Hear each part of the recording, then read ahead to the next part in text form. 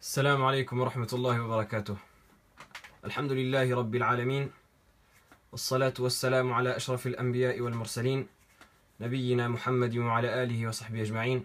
أما بعد, on se retrouve pour cette nouvelle assise dans l'explication du poème de Hammad ibn Al-Umin, qu'Allah Ta'ala lui fasse miséricorde, qu'il a nommé Nasihatu Hammad ibn Al-Umin li abna al-muslimin, le conseil de Hammad ibn Al-Umin pour les enfants des musulmans. Et on est arrivé la fois précédente jusqu'au vers où il dit Wala tusakhiban wala tuqahqihan, où il parlait des comportements de la réunion et des comportements de l'assise. Lorsque la personne elle se rassemble avec des amis ou avec de la famille ou avec des proches, eh bien il a parlé des comportements de ces assises-là. Il a rappelé que ces assises-là devaient tourner autour de la parole d'Allah subhanahu wa ta'ala, la parole du prophète sallallahu alayhi wa sallam, autour de la guidée. Et lorsque ces gens-là parlaient de guider, il fallait écouter ce qu'ils disent. Et ensuite il a dit que lorsque on entend une chose qui est mauvaise, que ce soit une insulte ou que ce soit quelque chose de voulu ou de pas voulu, ou un défaut corporel ou autre chose, lorsqu'on l'entend, eh bien qu'on fasse comme si on n'avait rien entendu et qu'on fasse comme si on était sourd. Et après cela, il va mentionner, Inch'Allah Ta'ala, dans les vers qui suivent, l'importance du comportement qui est la patience. Il dit, Rahimahullah Ta'ala, وَالصَّبْرَ فَالصَّبْرُ مَرِيرٌ مُزْدَرَدْ مُدْمِنُهُ حَرِمْ بِنَيْلِ مَا قَصَدْ. Il dit ensuite, et patiente, même si la patience est amère, car la personne qui patiente abondamment aura au final ce qu'elle espère. Ce que j'ai traduit par le vers qui dit patiente, même si la patience est amère, car le patient aura certes ce qu'il espère. Et donc, pour ce qui est des mots, as-sabr ou as-sabra, vous pouvez voir que pour ceux qui connaissent la grammaire arabe, as-sabra il est mansoub ici, parce qu'il y a un mot qui est caché qui est ilzam as-sabr, fait patiente avec persévérance. Et j'ai choisi le terme patience plutôt que endurance, qui est fréquent dans les traductions notamment du Coran, parce que c'est une préférence de traduction que j'ai personnellement. Je préfère traduire as-sabr par la patience plutôt que l'endurance, parce que de mon point de vue et de mes maigres connaissances, wallahu a'lam, la patience, elle revient à la maîtrise de soi. Quand on revient à la définition, c'est la maîtrise de soi lors des difficultés. Tandis que l'endurance, c'est la maîtrise de soi pendant un effort. Donc, wallahu a'lam, c'est un point de vue personnel à ce sujet-là que j'ai, ce qui peut être erroné, mais je préfère traduire as-sabr par la patience et non par l'endurance. Donc il dit patiente, même si la patience est amère. Fas-sabru marirul muzdarad. Si on traduit littéralement, c'est la patience, car la patience a un goût qui est amer lorsqu'on l'avale. Marir, c'est amer, et al-muzdarad, c'est le fait d'avaler. Pourquoi est-ce qu'il dit cela ? Parce que vous savez que la patience, c'est le fait de se maîtriser pendant les difficultés. Lorsque les ulama ils définissent la patience, ils disent As-sabru habsun nafs ala al-makruh. Ou comme Ibn al-Qayyim rahimahullah, il donne la définition, il dit As-sabru habsun nafsi ala hukmillah. Il dit la patience, c'est le fait de se maîtriser et de se maintenir sur l'ordre d'Allah subhanahu wa ta'ala et sur ce qu'Allah azza wa jal veut. Et certains ont dit la patience c'est le fait de se maîtriser pendant les difficultés, de se retenir. Parce que le mot sabr en arabe à la base, il signifie la prison. Il signifie l'emprisonnement. C'est pour cela qu'on dit par exemple d'une personne qui meurt emprisonnée, on dit mata sabran. Il est mort à force d'avoir été emprisonné. Donc as-sabr dans son sens originel, ça signifie emprisonné. Donc pourquoi est-ce qu'on a appelé la patience sabr ? Parce que c'est comme si on emprisonnait sa personne et qu'on l'empêchait de faire des mauvaises choses. Si par exemple il nous arrive une calamité, on l'empêche de se plaindre, on l'empêche de se lamenter, etc. Donc as-sabr, ça vient de cette racine-là. Et as-sabr, c'est quelque chose qui est amer. Malgré le fait que c'est quelque chose qui a une grande récompense, etc. Mais en soi, il a un goût amer, on va y revenir, Inch'Allah, un peu plus tard. Il dit Mudminuhu harim binayli ma qasad, la personne qui le fait abondamment. Mudminuhu, ça vient du mot al-idman en arabe qui signifie le fait de faire une chose abondamment et qui peut aussi signifier l'addiction. Harin, c'est-à-dire il va avoir certainement binayli ma qasad. Binayl, c'est le fait d'atteindre, et ma qasad, ce qu'il espère, ce que le patient espère, ce que le patient a pour but. أخلق بذي الصبر رووه وارتضي رمت المعالي فامتنعنا للرضي. أخلق بذي الصبر, ici c'est un vers de poésie que l'auteur il prend, il dit رووه. Donc certains poètes ont stipulé dans un vers qui commence par أخلق بذي الصبر, et donc il prend ce vers là pour comme preuve. Le vers littéralement أخلق بذي الصبر, c'est ça signifie la personne qui patiente aura très certainement ce qu'il aura voulu, ce qu'il a voulu atteindre.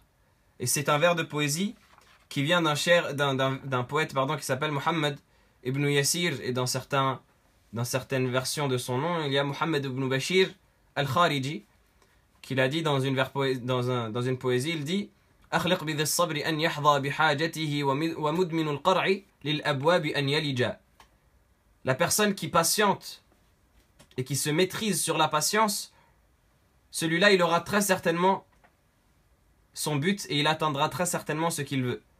ومدمن القرع للأبواب أن يلجا. Et la personne qui toque souvent à une porte, eh bien elle finira par rentrer. Et donc ça c'est un beau vers, un joli vers de poésie dans lequel il rappelle que toute personne qui se montre patiente, eh bien elle aura ce qu'elle espère, de même qu'une personne qui ne cesse de toquer à une porte, au final on finira par lui ouvrir un jour ou l'autre. Donc c'est cela que j'ai traduit par le vers, sois patient, comme le stipule un vers fameux, qui est ce vers-là de Muhammad ibn Yasir ou Muhammad ibn Bashir al-Khariji. Il dit Rumtul ma'ali famtana'na lirradi. Wartudi rumtul ma'ali famtana'na lirradi. Ils ont également agréé, si on traduit littéralement, le vers de al-radi, Rumtul ma'ali famtana'na, qui est un vers de poésie également qu'il dit dans une de ses poésies qu'on va traduire incha'Allah. Et donc al-radi, c'est un poète qui était du 4e siècle, qui est né en 359 et qui est mort en 401 si ma mémoire ne me fait pas défaut. Donc Al-Radi, c'était un poète très savant, Muhammad ibn al-Hussein al-Sharif, qui était de la descendance de Al-Hussein ibn Abi Talib, Al-Hussein ibn Ali, pardon, ibn Abi Talib, le fils de Ali ibn Abi Talib, le cousin du prophète alayhi salatu wassalam. Donc ici dans ces vers de poésie, l'auteur il traite de la patience. La patience, comme on l'a défini, c'est le fait de se maîtriser sur ce qu'Allah subhanahu wa ta'ala aime et agrée comme situation. La patience, elle a 3 catégories. On a as-sabr ala ta'atillahi hatta tu'adda. On a la patience sur l'adoration d'Allah subhanahu wa ta'ala jusqu'à qu'elle soit accomplie. Was-sabru an ma'siyatillahi hatta tujtanab. Et la patience sur la désobéissance à Allah subhanahu wa ta'ala jusqu'à qu'on s'en écarte. Was-sabru ala hukmillah. Et la patience sur le destin d'Allah subhanahu wa ta'ala. Ça, c'est les 3 catégories de la patience. On doit patienter sur toutes les adorations qu'Allah subhanahu wa ta'ala nous a ordonné de faire jusqu'à qu'on les accomplisse. Allah subhanahu wa ta'ala ordonne de faire la salat, eh bien on se doit de patienter à accomplir la salat. Et d'accomplir la salat avec patience et avec persévérance. Donc patienter sur l'adoration d'Allah subhanahu wa ta'ala. Et de même pour toutes les choses qu'Allah subhanahu wa ta'ala a ordonnées. Que ce soit les adorations, que ce soit les comportements qu'Allah subhanahu wa ta'ala nous a ordonné d'adopter, etc. Patienter pour Allah azza wa jal. La deuxième partie de la patience, c'est le fait de patienter sur les interdits qu'Allah subhanahu wa ta'ala nous a interdits, comme le fait de consommer les choses qu'Allah subhanahu wa ta'ala a rendues illicites, de fréquenter les personnes qu'Allah subhanahu wa ta'ala nous a rendues illicites, etc. Ça, on doit patienter en s'en privant. Et ça revient également au sens initial du mot as-sabr, qui est al-habs, le fait de s'emprisonner, c'est-à-dire le fait de se contenir et de ne pas faire la chose qu'Allah subhanahu wa ta'ala a interdite. Et la troisième catégorie de sabr, c'est as-sabr ala hukmillah, la patience sur le jugement d'Allah et le décret d'Allah. Tout ce qui vient d'Allah subhanahu wa ta'ala, tu te dois de patienter sur cela. Tu te dois de patienter sur cela. Parce que les personnes, par rapport au décret d'Allah subhanahu wa ta'ala et par rapport aux épreuves qui les touchent, elles sont de 4 catégories. La minimum, le degré 0, ou le degré numéro 1 si on peut dire, de ces catégories-là, c'est la patience. La patience, elle est obligatoire. La patience sur les décrets d'Allah subhanahu wa ta'ala et sur ce qui touche la personne comme épreuve et comme calamité, elle est obligatoire. La personne, elle se doit de patienter, absolument. Et elle en est grandement récompensée, on va le voir juste après, Inch'Allah ta'ala. La deuxième des catégories, c'est la personne qui agrée, ça c'est le niveau 2, qui agrée l'épreuve par laquelle elle est touchée. C'est-à-dire Allah subhanahu wa ta'ala, il la prive d'enfants, hein, il la prive de richesse, il la prive de ce qu'elle avait comme bien, etc. Eh bien, elle agrée cela. Elle est satisfaite du décret d'Allah subhanahu wa ta'ala. Elle est satisfaite du décret d'Allah subhanahu wa ta'ala. Et ça, c'est un degré qui est supérieur. Et le troisième degré, le plus haut des degrés, c'est le fait d'aimer l'épreuve et les choses qu'Allah subhanahu wa ta'ala nous inflige, comme on aime les bienfaits qu'Allah subhanahu wa ta'ala nous donne. Et ça, c'est un degré qui est très haut, qui est réservé aux pieux. Imagine, lorsqu'une chose te touche, regarde ta situation. Est-ce que tu patientes? Ou est-ce qu'en plus de patienter, tu agrées le décret d'Allah subhanahu wa ta'ala? Parce qu'il y a une différence entre patienter et agréer. Quand tu patientes, c'est amer, c'est brûlant, c'est chaud, mais tu patientes quand même et tu te retiens. Alors que quand tu agrées, tu aimes cette chose-là. Ou quand tu agrées, plutôt, tu es satisfait de cette situation-là. Et le troisième degré, c'est d'aimer l'épreuve de la même manière qu'on aime les bienfaits.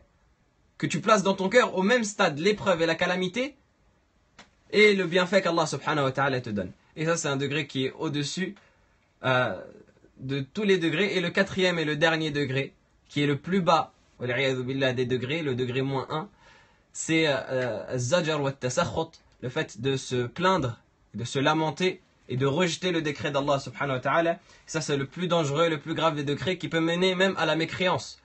Et le prophète sallallahu alayhi wa sallam, il a dit Inna Allah idha habba qawman ibtalahum. Lorsqu'Allah subhanahu wa ta'ala il aime un peuple, il les met à l'épreuve. Lorsqu'Allah subhanahu wa ta'ala il aime des gens, eh bien il les touche par des épreuves, il les touche par des calamités. Faman radiya falahu ar-rida. Toute personne qui agrée l'épreuve qu'Allah subhanahu wa ta'ala lui a infligée, il aura l'agrément d'Allah azza wa jal parce qu'il aura réussi l'épreuve. Et justement, si ça s'appelle une épreuve, ce n'est pas pour rien. Et waman et celui qui se plaint et qui se lamente et qui se met en colère, celui qui se met en colère par rapport à l'épreuve qu'Allah subhanahu wa ta'ala lui a infligée, celui-là il aura la colère d'Allah azza wa jalla wal iyadhu billah. Donc la patience, c'est un degré qui est obligatoire et qui est en même temps honorable et récompensé par Allah subhanahu wa ta'ala grandement.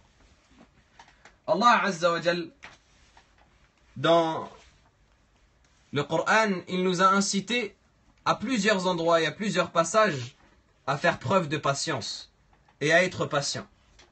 Et il a mentionné les grands mérites de la patience. Et il a mentionné également les grandes récompenses des patients.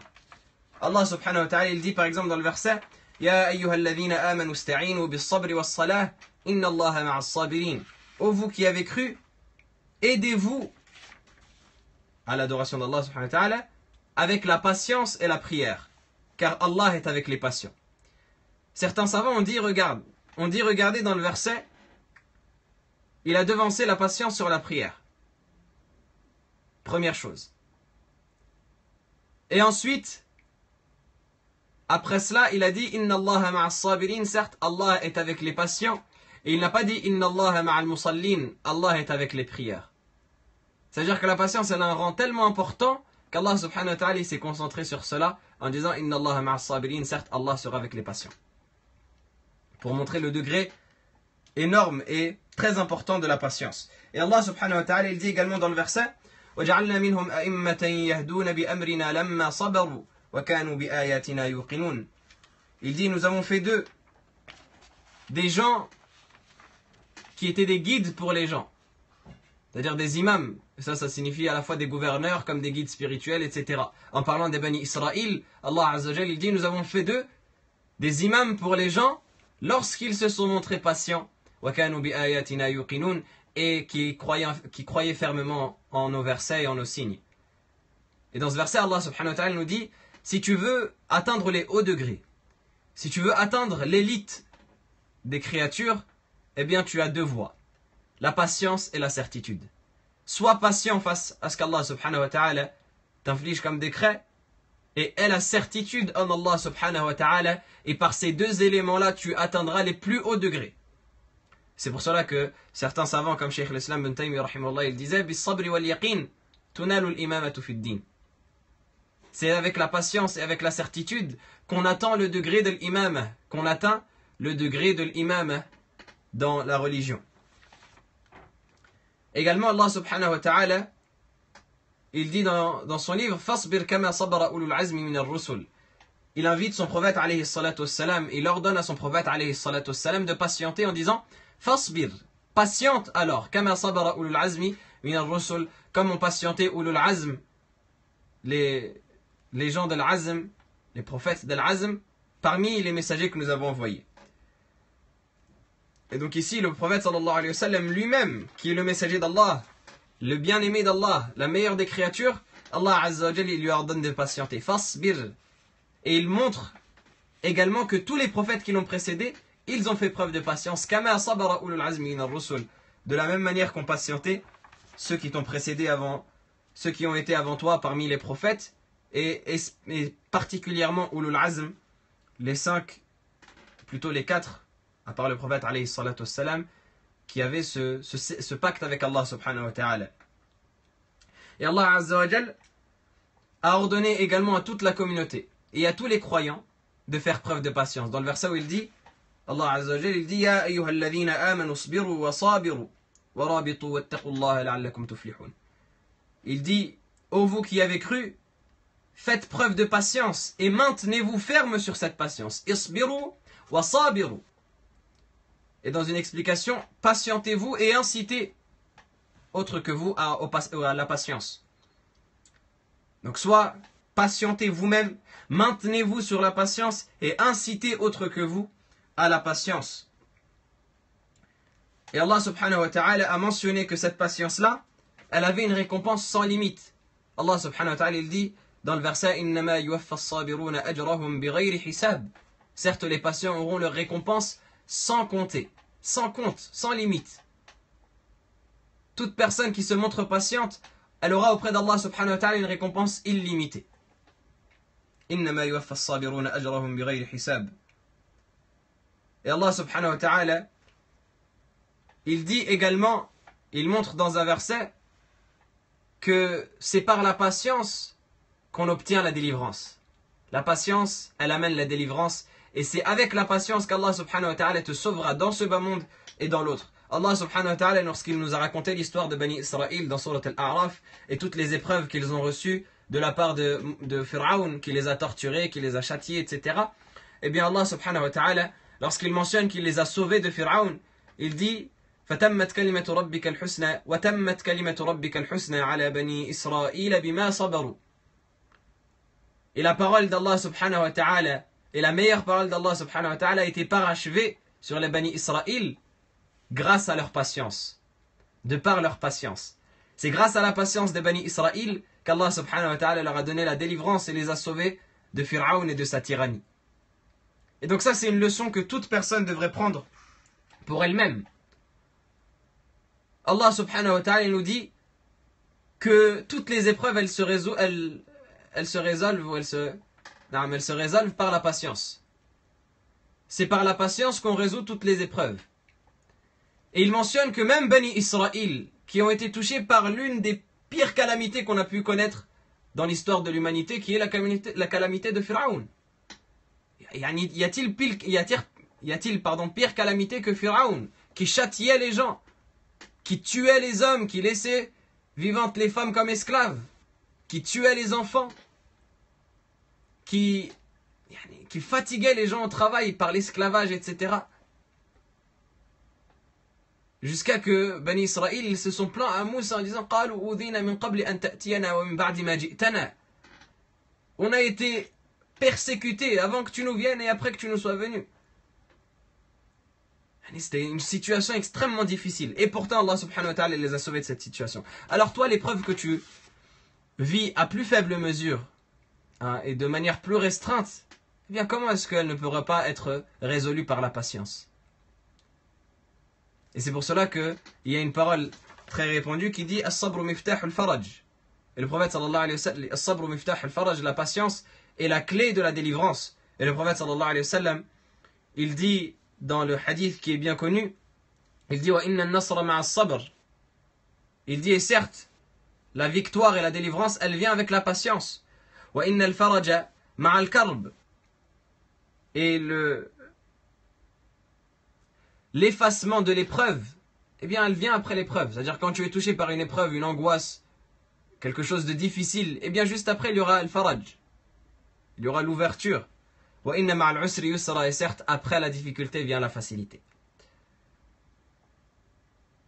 Et c'est pour cela que certains, et le poète qu'on a cité tout à l'heure dans le reste de sa poésie, Muhammad ibn Yasir al-Khariji, il dit Inna al-umura idha staddat masalikuha فالصبر يفتح منها كل ما ارتجى.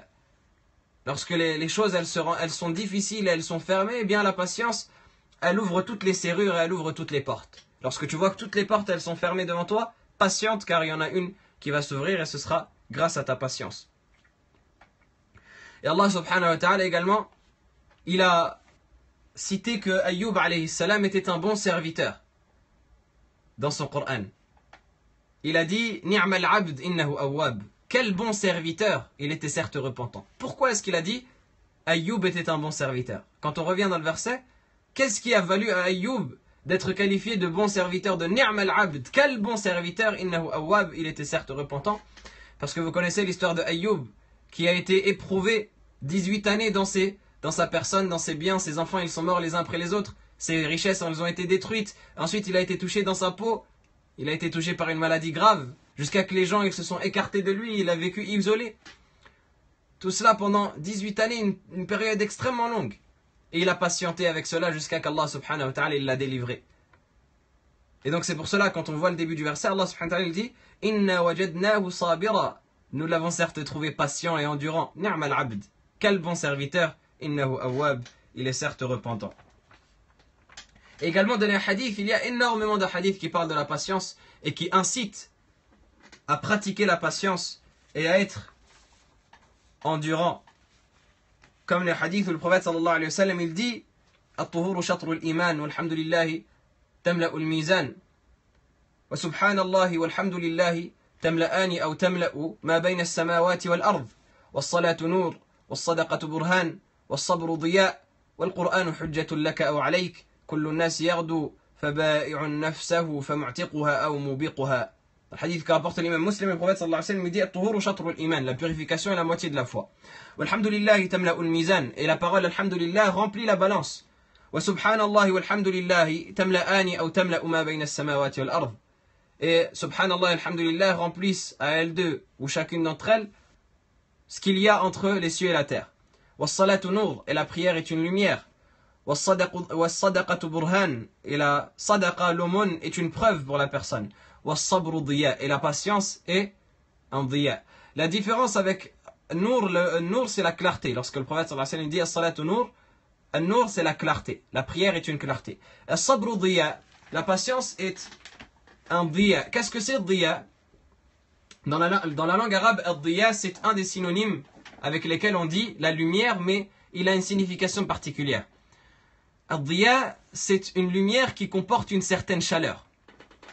C'est une lumière qui comporte une certaine chaleur. C'est pour cela qu'Allah subhanahu wa ta'ala il dit dans le Coran وَجَعَلَ الشَّمْسَ ضِيَاءً.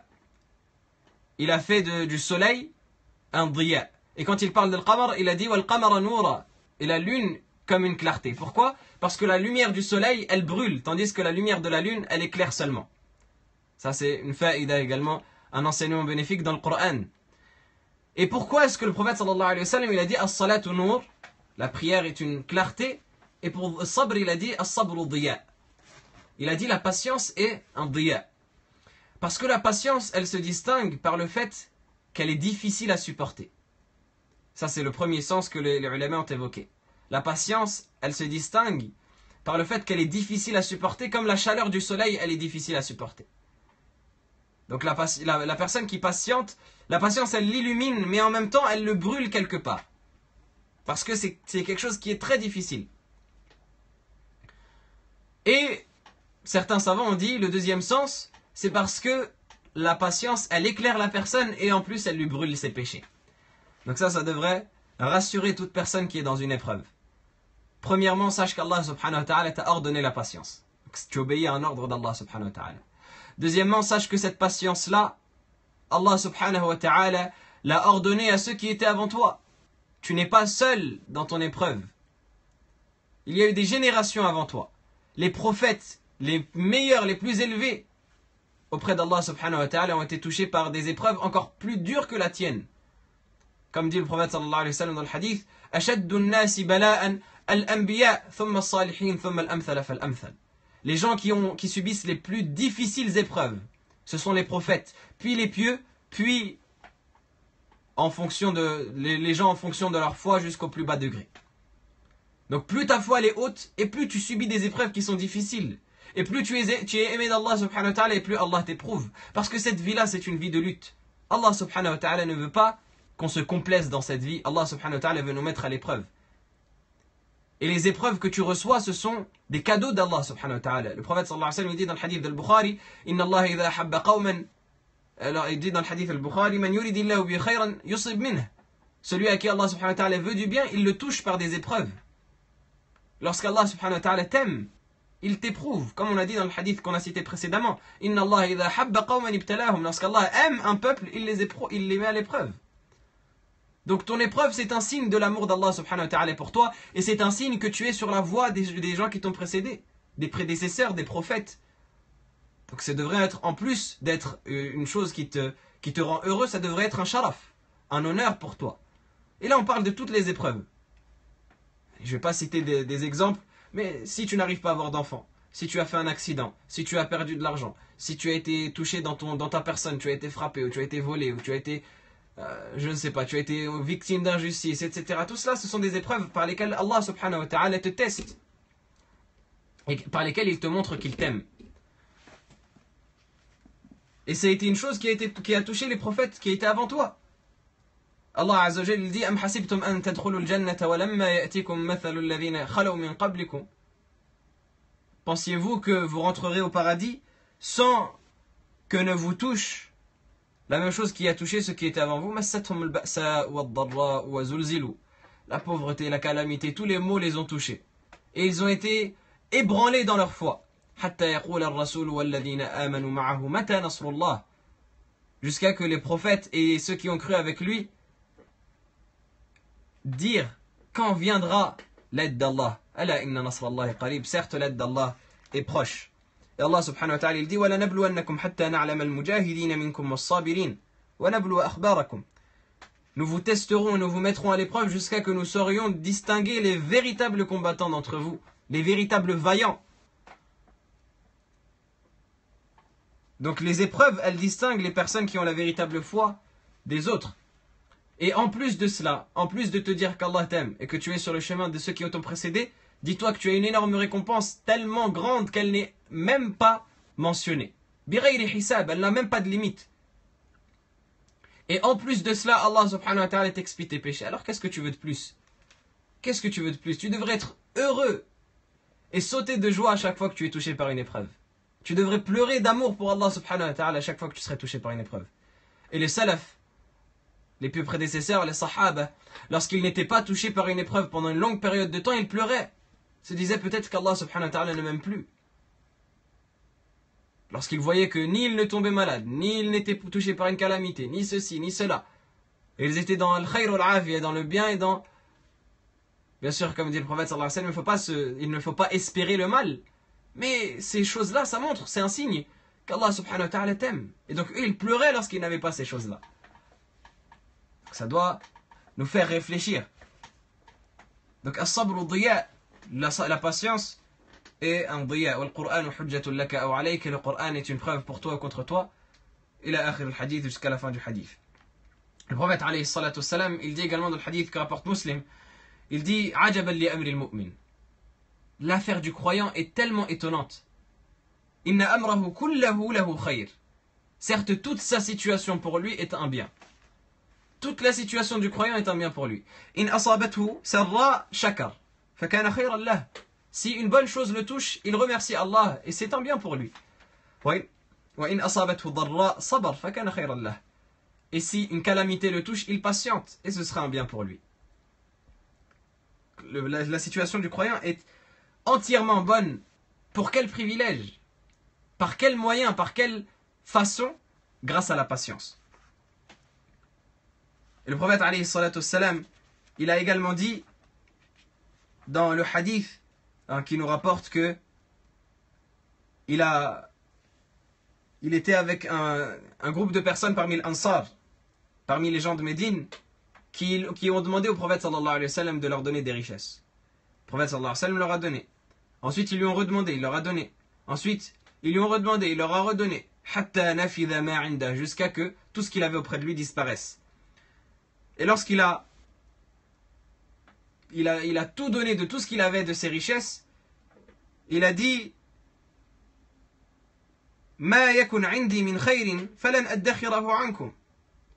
si j'avais encore une chose à vous donner, je ne l'aurais pas caché.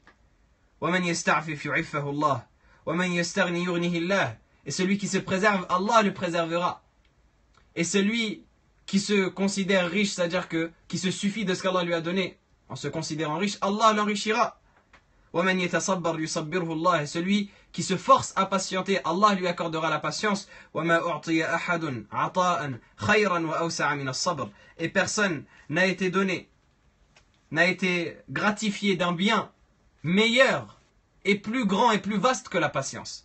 Donc la patience, c'est la meilleure des choses que tu peux recevoir de la part d'Allah subhanahu wa ta'ala. Il y a énormément de hadiths à ce sujet. Et ce qu'on a évoqué, bi'idhnillahi ta'ala, suffit.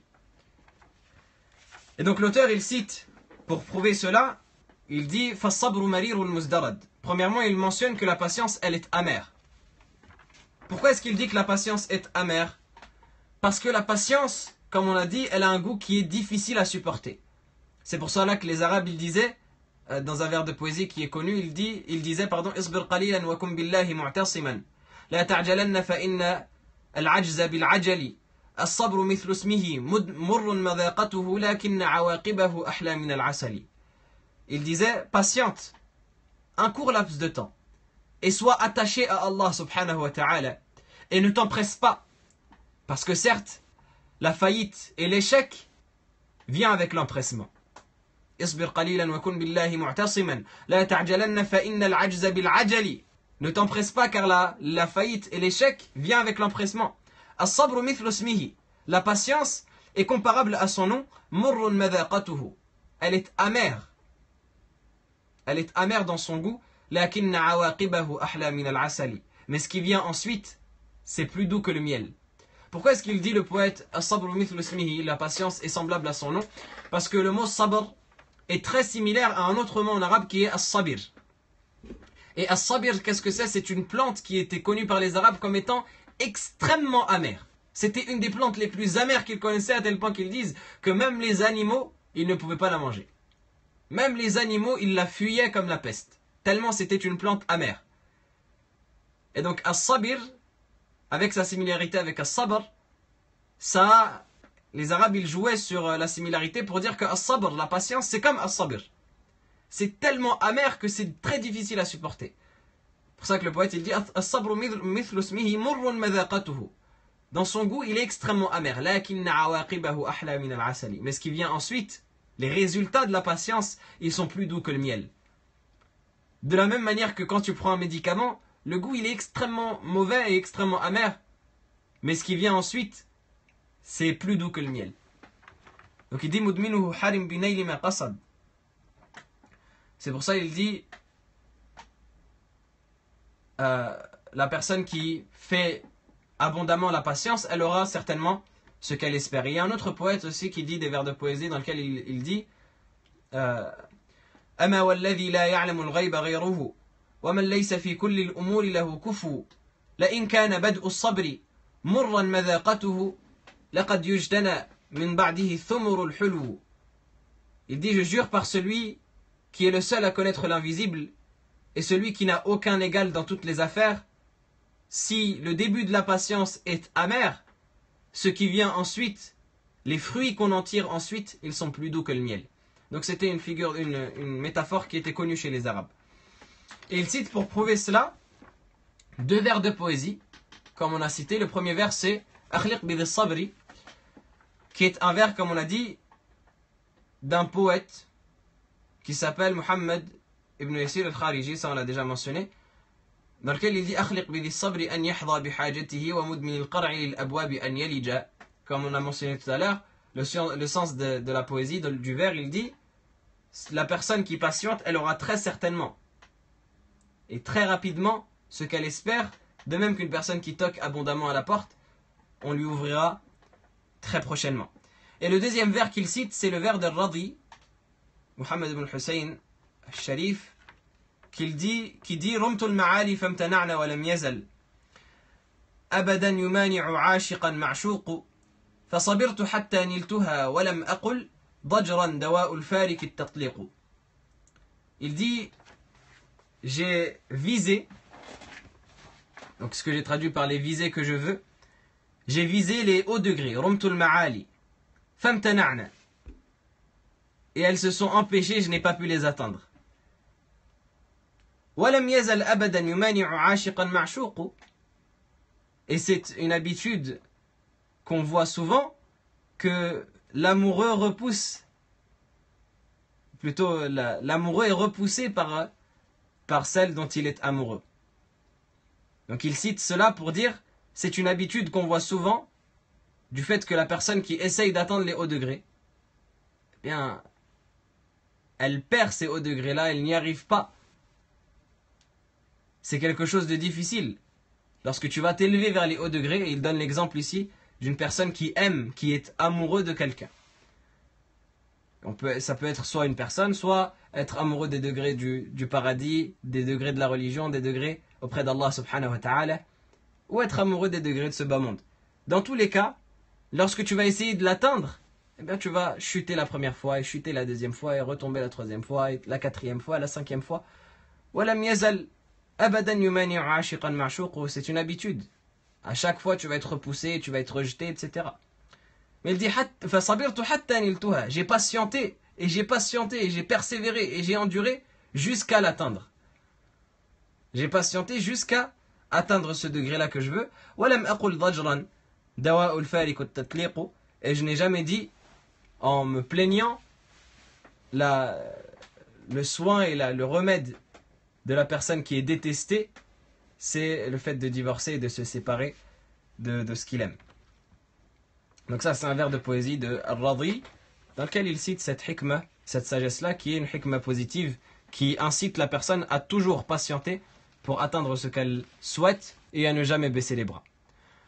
Il dit ensuite, dans les vers de poésie qui suivent, « وَإِنْ أَسَى وَأَحْسَنَ ابْنُ الْعَمِّ فَانْشُدْ لَهُ إِذَا أَحْسَنَ ابْنُ الْعَمِّ » Lorsque ton cousin se comporte en mal ou en bien, eh bien récite-lui le vers de poésie qui dit si le cousin agit en bien. Ce que j'ai traduit par le vers qui dit et si ton cousin se comporte en mal ou bien, récite-lui si le cousin agit en bien.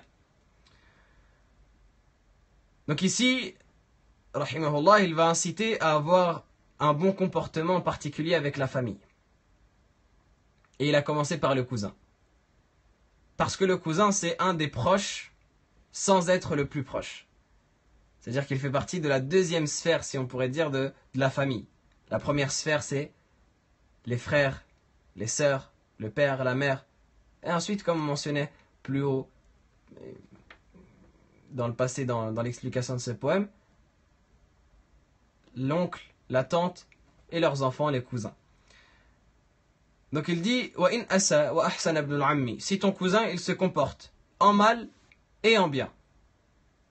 C'est-à-dire que tantôt il se comporte en mal et tantôt il se comporte en bien. Eh bien, récite-lui ce vers de poésie إِذَا أَحْسَنَ ابْنُ الْعَمِّ. Qu'est-ce que c'est le vers de poésie إِذَا أَحْسَنَ ابْنُ الْعَمِّ? C'est un vers que a cité un des poètes qui dit إِذَا أَحْسَنَ ابْنُ الْعَمِّ بَعْدَ إِسَاءَةٍ فَلَسْتُ لِشَرِّ فِعْلِهِ بِحَمُولِ.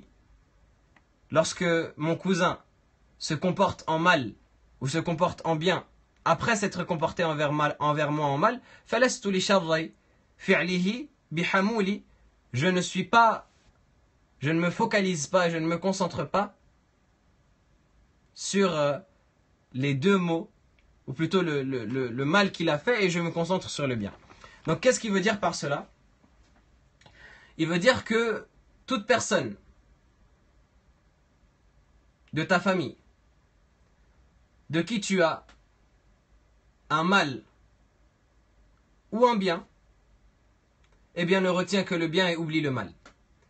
Ça c'est quelque chose qui est élevé et qui est très difficile. Surtout si toutes les personnes elles pratiquaient cela, tous les conflits familiaux seraient gérés. Tous les conflits familiaux seraient résolus. Si la personne elle se comporte en mal et en bien vers toi, oublie le mal et retiens le bien.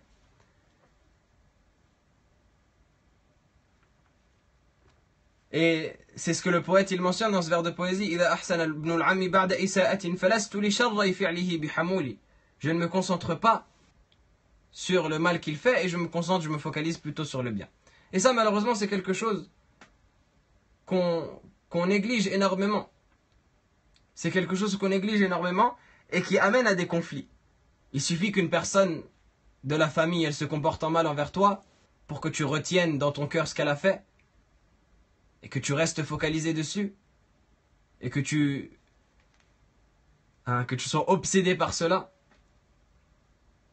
et que tu ne patientes pas,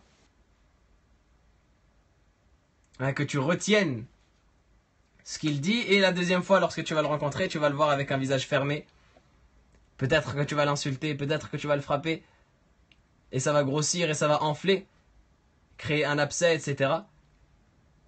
Et donc c'est pour cela que ici il dit, si il se comporte en mal ou en bien, récite cette poésie-là,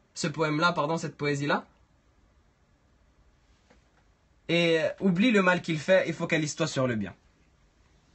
Et ça c'est quelque chose qui a été ordonné au prophète alayhi salatu wassalam lui-même. Le prophète alayhi salatu wassalam lui-même, dans le Coran, Allah Azza wa Jalla lui a ordonné cela dans le verset où il dit Fasfah as-safh al-jamil, et pardonne d'un beau pardon. As-safh, c'est comme les ulama ils disent al-hilm wal-irda, c'est le fait de patienter avec douceur et de pardonner. Et certains ont dit c'est al-rida bi ghayri itab, c'est le fait d'agréer la situation de la personne sans la critiquer et de se comporter avec un bon comportement, d'avoir le meilleur des comportements envers les personnes, etc. Le prophète sallallahu alayhi wa sallam lui-même, Allah Azza wa Jalla lui a ordonné cela. Fasfah as-safh al-jamil, pardonne d'un beau pardon. Et Allah Azza wa Jalla a décrit que parmi les caractéristiques de ces pieux serviteurs, il y a le fait qu'ils pardonnent aux ignorants. وَإِذَا خَاطَبَهُمُ الْجَاهِلُونَ قَالُوا سَلَامًا. Et lorsque les ignorants s'adressent à eux, les ignorants, les vulgaires, ils disent salam, ils disent paix. Et dans un autre verset, la nabtaghi al-jahilin, nous ne cherchons pas après les ignorants. C'est-à-dire au lieu de surenchérir. Aujourd'hui, lorsqu'une personne elle va t'insulter, elle va mal te parler, tu vas directement chercher à surenchérir. Tu vas dire comment est-ce que je peux me taire sur ça? Ah, il m'a insulté, il faut que je le réinsulte. Ou alors il faut que je vais lui montrer comment je suis fort. Et tu vas aller pour le frapper, etc. Alors que non. Allah subhanahu wa ta'ala, ce qu'il mentionne comme étant la caractéristique de ses serviteurs pieux, c'est le fait de pardonner. Lorsque les ignorants ils leur parlent avec toute la grossièreté, avec toute la vulgarité qui caractérise un ignorant, qui caractérise un stupide, ils disent salam, paix.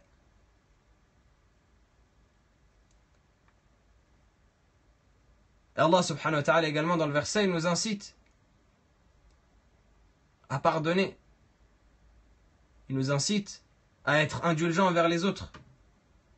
Allah Azza wa Jalla dit fa'fu wasfahu.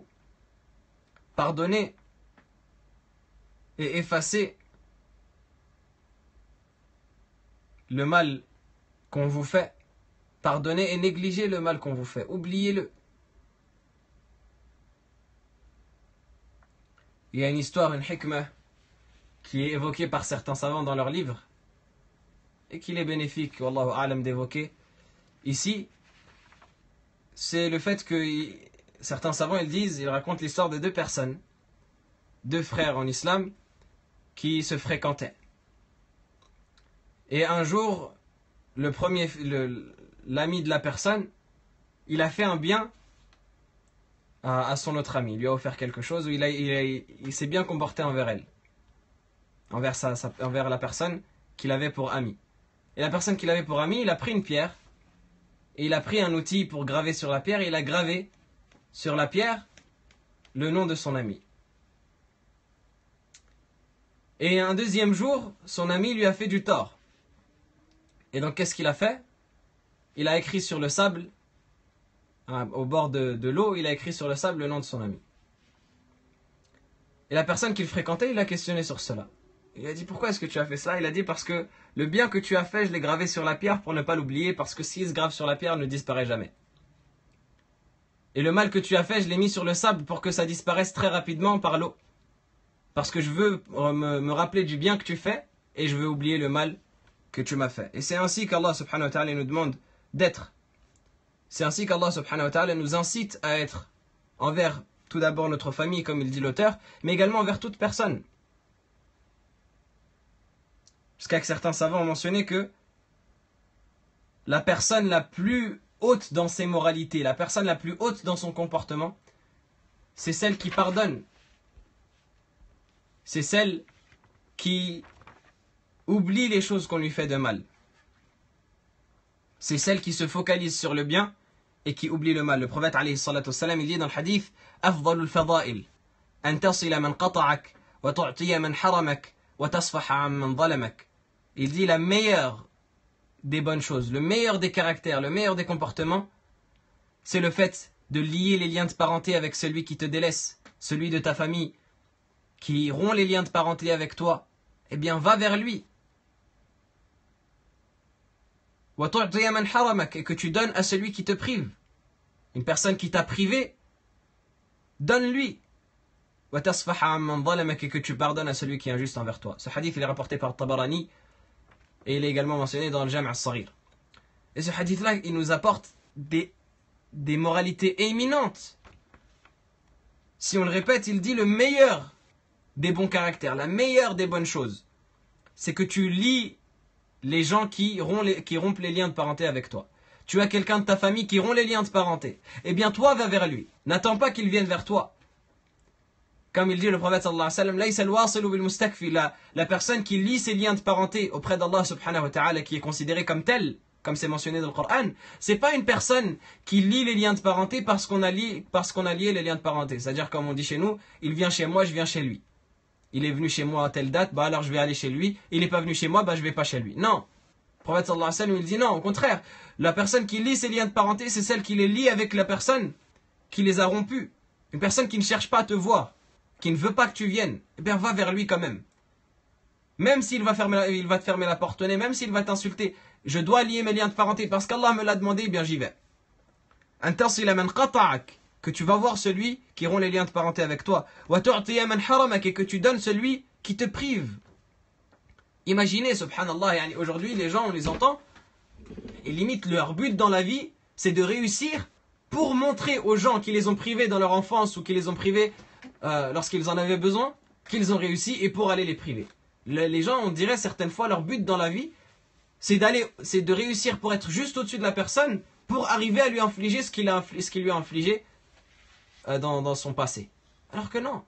Ce que tu fais, tu le fais pour Allah. Ici, on vit pour Allah subhanahu wa ta'ala. Notre vie, elle est pour Allah. On n'a pas le temps de s'occuper des personnes qui sont injustes. Ça, Allah subhanahu wa ta'ala les rétribuera dans ce bas monde avant de les rétribuer dans l'au-delà. Et les personnes, des fois, elles gardent cette rancœur-là, elles gardent ce ril des années et des années durant. Et des années plus tard, il va revoir la personne, il va dire, tu te souviens de ce que tu m'as fait tel jour? Eh bien, regarde, je le refais. C'est un caractère qui est méprisable. C'est un caractère qui est mauvais. Le prophète sallallahu alayhi wa sallam, il dit, Sil man qata'ak, wahsin ila man asa'a ilayk. Il dit, lis les liens de parenté avec celui qui les aura rompus avec toi. Et fais le bien envers ceux qui t'ont fait du mal. Récompense le mal par le bien. Récompense le mal qu'on t'a fait par le bien. Sois bon et sois gentil envers les gens qui t'ont fait du mal. Et Allah subhanahu wa ta'ala, il mentionne cela même dans les droits que la personne elle a. Allah Azza wa Jal, il mentionne dans les droits que la personne elle peut avoir d'une personne qui lui a fait du mal, elle peut réclamer tel ou tel droit. Il dit وَلَمَنْ صَبَرَ وَغَفَرَ إِنَّ ذَلِكَ مِنْ عَزْمِ الْأُمُورِ. Il dit c'est meilleur de pardonner parce que celui qui pardonne et qui patiente, ça fait partie des choses de ce bas monde, ça fait partie des choses de la vie. Donc c'est une bonne chose, c'est une haute moralité de patienter à ce moment-là.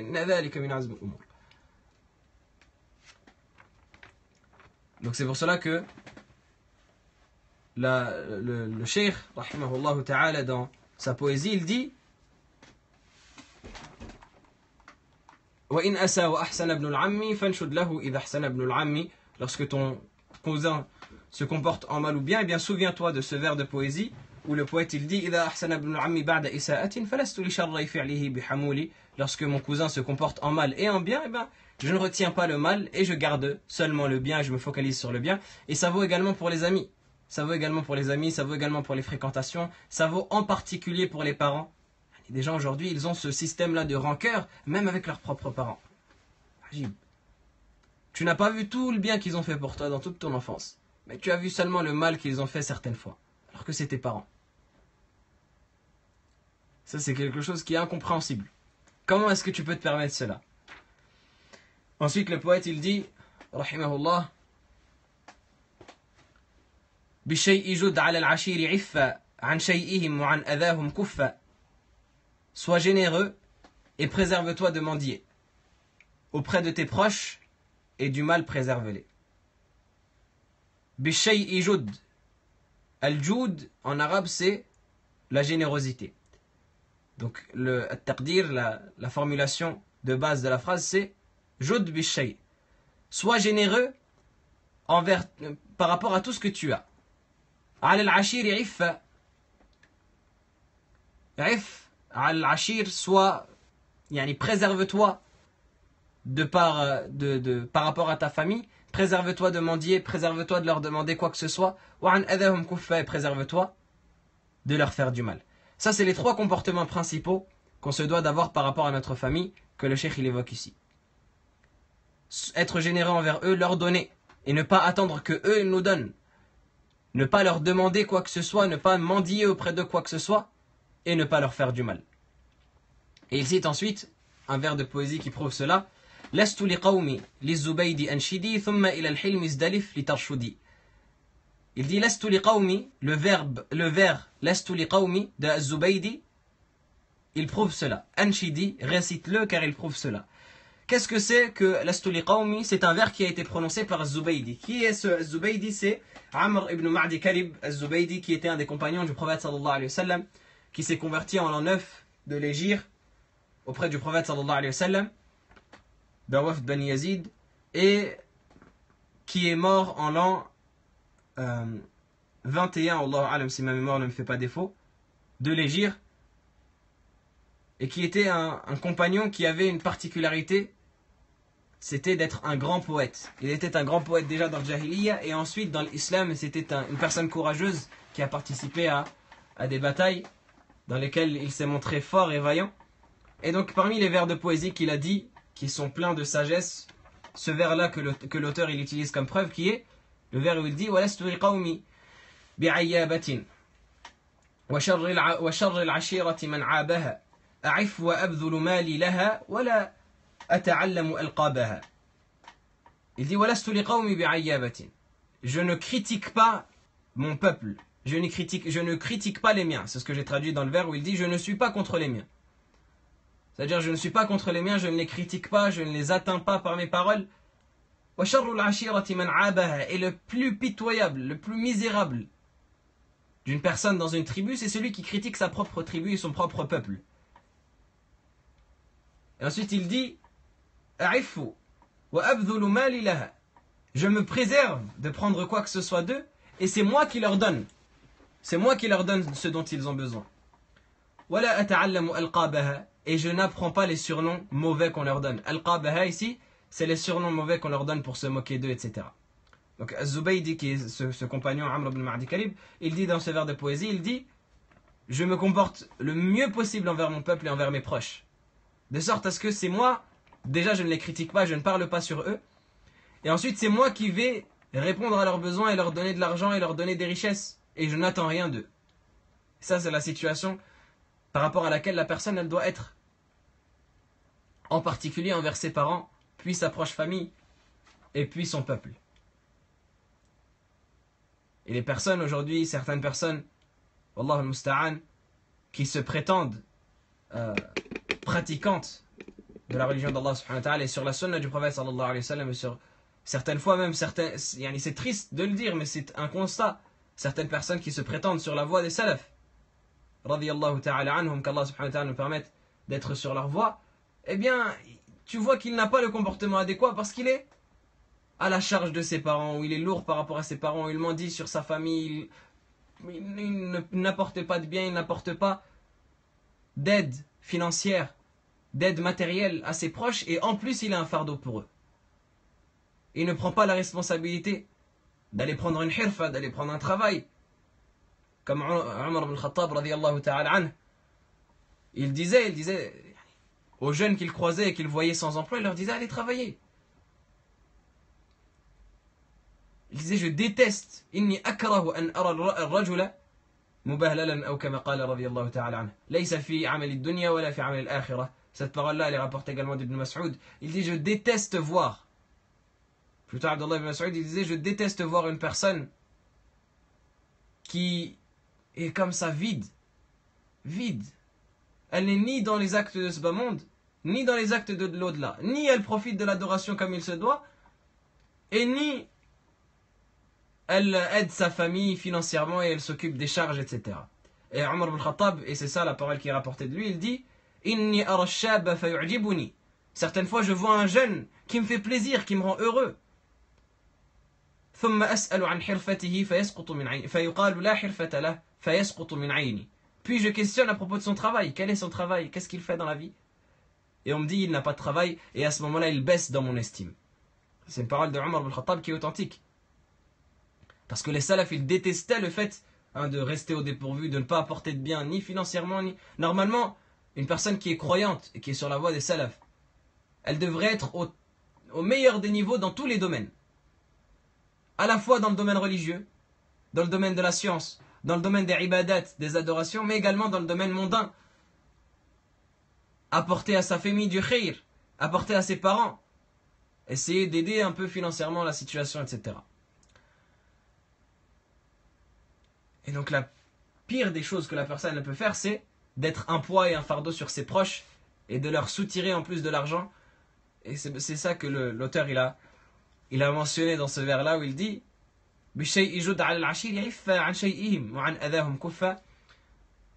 sois généreux et préserve-toi de mendier auprès de tes proches, et du mal préserve-les, préserve tes proches du mal et fais en sorte de ne pas leur causer de mal, de ne pas être mauvais envers eux, fais en sorte de les protéger, fais en sorte d'être vaillant vis-à-vis de la protection de ta famille, en premier lieu de tes parents et de tes proches, et surtout ne sois pas à leur charge. Sache que Allah subhanahu wa ta'ala a fait de toi une subsistance pour tes parents et non un fardeau. Et ça on va terminer avec cela bi'idhnillahi ta'ala. Le prophète sallallahu alayhi wa sallam, dans le hadith que rapporte l'imam Ahmed dans son Musnad et d'autres, il y a un homme qui est venu le voir, un homme des compagnons, en disant Ya Rasulallah, ô messager d'Allah, mon père il mange tous mes biens. Mon père il prend tous mes biens, il ne me laisse rien. Il ne me demande même pas l'autorisation. Et le prophète sallallahu alayhi wa sallam lui a dit Anta wa malika li abik. Anta wa maluka li abik, afwan. Toi et tes richesses, vous appartenez à ton père. Toi et tes richesses, vous appartenez à ton père. C'est-à-dire, toi et tes richesses, vous êtes la subsistance de ton père. Normalement, c'est ton père qui prend ton argent, c'est pas toi qui prends de l'argent de ton père. Normalement, tu as grandi pour être la subsistance de ton père, comme le prophète sallallahu alayhi wa sallam dit dans un hadith. La meilleure des subsistances que la personne mange, c'est de son kasb, c'est de ce qu'elle a pris de ses mains, de ce qu'elle a eu de ses mains. Et certes, vos enfants, ils font partie de ce que vous avez pris de vos mains, de ce que vous avez fait de vos mains. Et donc, mangez de leur richesse et prenez de leurs richesses, bien sûr pas de manière tyrannique, évidemment, mais le prophète sallallahu alayhi wa sallam ici, il incite à l'ordre des choses qui est normal en vérité. C'est cela l'ordre normal des choses normalement. Lorsque la personne elle atteint un âge où elle peut travailler, elle travaille pour aider ses parents et pour, entre guillemets, en quelque sorte, si on pourrait dire cela comme ça, rembourser ce que ses parents lui ont avancé dans sa vie et pour essayer de gagner un peu, hein, ou plutôt de rattraper un peu tout le bien que ses parents lui ont fait, en sachant qu'il ne pourra jamais rattraper tout le bien que ses parents lui ont fait. Ibn Umar radiyallahu ta'ala anhu, une personne est venue le voir au Hajj et lui a dit: j'ai porté ma mère pendant tout le Hajj, j'ai fait avec tous les rites du pèlerinage avec elle sur mon dos, je l'ai portée pendant tout le Hajj sous la chaleur, j'ai fait avec Tawaf, j'ai fait avec le Jamarat, j'ai fait avec tous les rites du pèlerinage, Muzdalifa, Mina, etc. Est-ce que avec cela on est quitte? Je lui ai remboursé son droit qu'elle a sur moi. Ibn Umar radiyallahu ta'ala anhuma, il a dit: wala talqatin wahida. Tu n'as même pas remboursé une seule des contractions qu'elle a eues pendant l'accouchement. Donc ça nous montre à quel point on doit être vaillant par rapport à cela, par rapport à nos familles, par rapport à nos proches, par rapport à notre peuple. Essayer de faire en sorte d'aider nos proches parents et de leur faciliter. هذا والله أعلم، وصلى الله وسلم وبارك على سيدنا وحبيبنا محمد وعلى آله وصحبه أجمعين. سبحانك اللهم وبحمدك، أشهد أن لا إله إلا أنت، أستغفرك وأتوب إليك. سبحان ربك رب العزة عما يصفون، وسلام على المرسلين، والحمد لله رب العالمين. الله فيكم.